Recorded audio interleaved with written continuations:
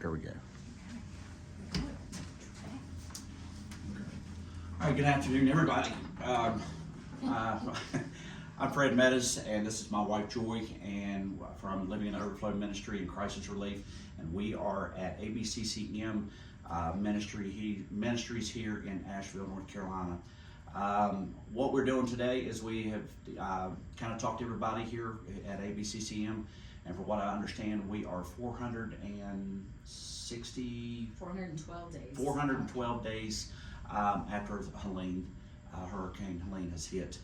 And basically what we're trying to do is to find out where we are as far as recovery, and what everybody can still do to help, helping out. So Aaron, I'm gonna start with you. Tell us what you do and give us your, what people can do as far as to get supplies and where we're at with everything, basically. Sure. So I'm the program director for the Faith 360 Disaster Recovery Network, which launched in February. And I basically work to network churches. I basically work to network people at the intersection of church engagement, disaster response, and community development for long-term recovery. We want to make sure the church has a voice in that in the region and really across the state whenever we can figure out how to be involved in helping one another. It's pretty unexpected for Western North Carolina to be on the receiving end of this type of support, but it's something that we've been really grateful for. So our team mobilizes volunteers. Our team does some of the care coordination for disaster impacted individuals in particular. And our team is able to do some supply distribution to partner organizations that are hosting skilled labor groups and a variety of folks that are coming in and out of the area to make the rebuilds and the repairs happen. Okay. Thank you. So if somebody was wanting to come to ABCCM and they wanted to volunteer, what would be the process for them to come up, and who would they contact? There's a few answers to that. It's a lot of doors. There's a lot of doors to walk through. Yes. Okay. So yeah, I mean, they can give us a call. They can visit abccm.org and give us a call, and talk to someone if they want to do Helene related work. Our team with Faith 360 is here to match them up with things with us, or to find partners that we have who are doing direct Helene related work. Our crisis ministries that Brooke leads always need people to pack food boxes, to work in the pantries, to help get food out to our community. And so going to the website's the best way to do that, because you're going to be able to either call us, send us a message, and somebody on our team, one of our volunteer coordinators, will get right back in touch with you. Okay. If someone wanted to donate to a specific, or within ABCCM, they can go on the same website, abccm.org. Yep. Go there, left hand top corner, and you'll go to a page that'll allow you to donate, give to our overall ministry, give to our crisis ministry, give to the hurricane response. However you feel called to give, we will be putting that into action for our community. And at ABCCM, over 95 cents per dollar goes directly into the work that we're doing, and the rest of it supports the overhead that keeps us going. So I say 100% of it goes into making it happen. That's awesome. I know there's been a lot of talk. I've had a lot of people ask us, in Nash County where we come out of, when it storms, when it rains, the weather changing, everything, what has been the mental toll on people here? I've heard people say the PTSD level is really high now. It's taken a really big effect on the kids. Can we talk a little bit about that? What have you guys seen and the effects? And I know your husband works in the school system, and I'm sure he's seen some of it too, but give us a little bit of insight what we're seeing. So we meet with our neighbors one-on-one for all of their emergent needs that they have, and that is something that comes up over and over again, is that when it rains, people are very scared. When the wind blows, it's not even just the rain, but a good strong wind, which we have a lot of those in the fall, windy days, and folks are really, really anxious and worried, and so And then I don't wanna like compound it and get off of the hurricane, but recently with the SNAP pause, the level of anxiety in our neighbors has gone even higher. So Yeah. they're worried about weather, they're worried about food access, they're worried about Christmas. It's all compounding for our neighbors. Okay. Yes. I'll say from the Faith 360 side that one of the statistics that was kind of interesting to us is that we heard that in the second year after the storm, the first year you're kind of all in survival mode trying to figure it out. The second year is when you have that really heavy fatigue set in. And so we are seeing an increase in requests through all of our ministries for those services, or people who are having trouble describing what professionals know is complex, trauma. And so our trauma-informed conversations are at a different level, right? Because now we can say everybody in this disaster-impacted region is a trauma survivor, whether they would call themselves that or not, because they may or may not have had their home damaged in some way, shape, or form. They're feeling the toll of what we've all experienced. Chandler, I know back December last year, I think it was December 13th, we sat down and done a video, and we talked about. Hard to believe it's been that long. And it's, we talked about one of the big things was where are we at recovery? Yeah. I think, and you had told us, 5 to 10 years. Where are we at now, longevity time-wise? I mean, are we still at 5 to 10, or? Yeah, I think we are still on that timeline. I think there are some things that have happened faster than we would have imagined. There are some things taking longer, and there are some needs that are still just being discovered. It's the nature of the mountains that, there's creeks and hollers everywhere, and ABCCM and our partners and our network members are all out there looking to find people and tell them that there's someone there to help.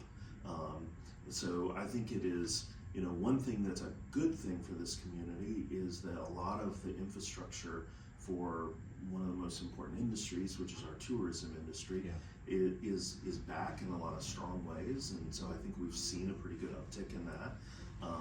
But that can be misleading, because a lot of people say, well, it looks great around here, and they only need to take a drive out a couple of miles to see that there's still. Let's go to Swannanoa, and I talked to the folks in Swannanoa, and there's houses and stuff there.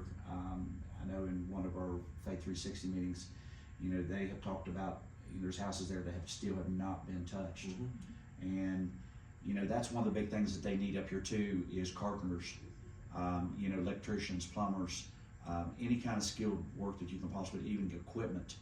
If you can donate your time, or there's several organizations stuff around here that's doing that, and we've got a list of it as well. If you guys got different organizations you get hooked up with to help do that. And that really is for our network, for the Faith 360 network. The work that we are doing is making sure that the faith-based groups that are doing that here in this area have a network that can help tie them together, to talk with one another, to be connected, to find out who's got what and who's doing what, and also be supported. I love that this team is doing a once monthly just check-in with all of the, or bi-weekly, right?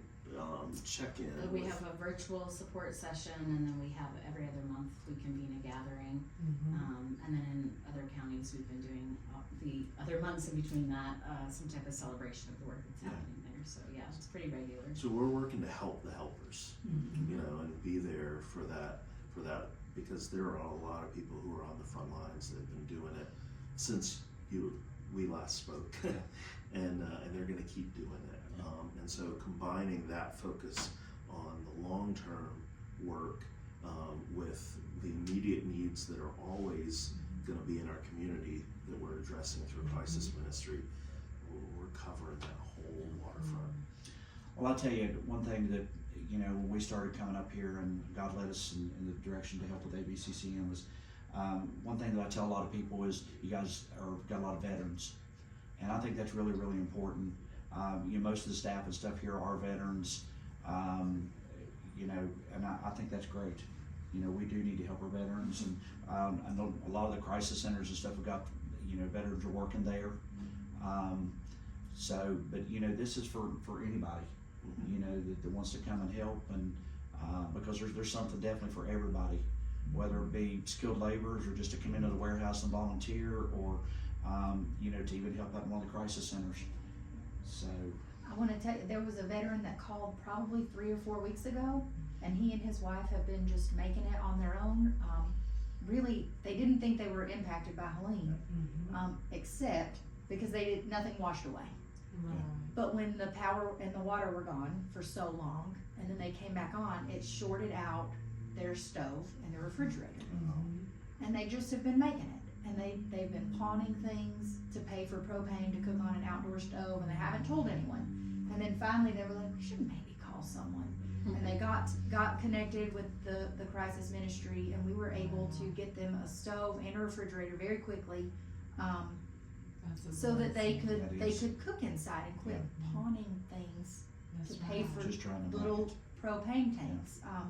And so this is that, like Chandler said, there's so many stories of need that aren't told yet, because we are in the mountains and we are really proud, and we're like, we can figure it out on our own, and we weren't impacted because nothing washed away, right?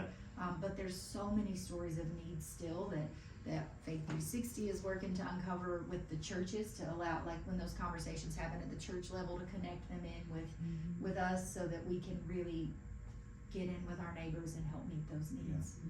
I know it's been a few months ago that we were traveling around the different crisis centers, and I met a woman there that she had lost, like, I don't know how many generations of her family, and it was just the emotionalness of to see her face, to say, hey, I can't tell you how that I know how you feel, because I don't, and a lot of the trauma and stuff that these folks are faced up with here, we can't relate to it, because this is, even for this area, I mean, nobody knew that it was going to be to this magnitude. So it's really, really important for our churches, our businesses or civic groups. There's something for everybody to do, whether it be a donation, whether it come up to help and volunteer, because I tell you, ABCCM, they are some fantastic people. Yes, We have been coming up since day one, and they'll pray with you. They'll, I can't say enough good things about them. But guys, thank you so much for everything that you do. Thank you. We just got to keep on keeping on. And if you can't do nothing else for them, at least pray for these guys. Yes. Pray for the staff and stuff here at ABCCM, all the volunteers and stuff that are coming in, because this is really taking a toll, not just on staff, but people out that has been affected, but alike. So I just want to thank y'all. I don't want to interrupt you, but I really want to thank you. Our 4 Crisis Ministries every year give out Thanksgiving boxes to our neighbors, and this year there was a shortage of food. There was more need than ever before. We've spoken about it with SNAP, just with the hurricane, with everything. And I was able to assure our 4 Crisis Ministries site coordinators that we were going to be able to give out these boxes, because living in the Overflow Ministries and your partners in Nash County really came through in such a huge impactful way. So I can't thank you enough, and neither can our neighbors and our volunteers and our other staff. So thank you. And I do want to say thank you to all of our partners, everybody who's donated. We've gotten a lot of anonymous donations. The hams and stuff that we were to bring, we actually delivered today. I do want to say thank you to T.L. Herring, Lindsay Herring in Wilson, North Carolina, for helping us make that possible. Still got family there. That's just fantastic. We were able to deliver 253 hams today.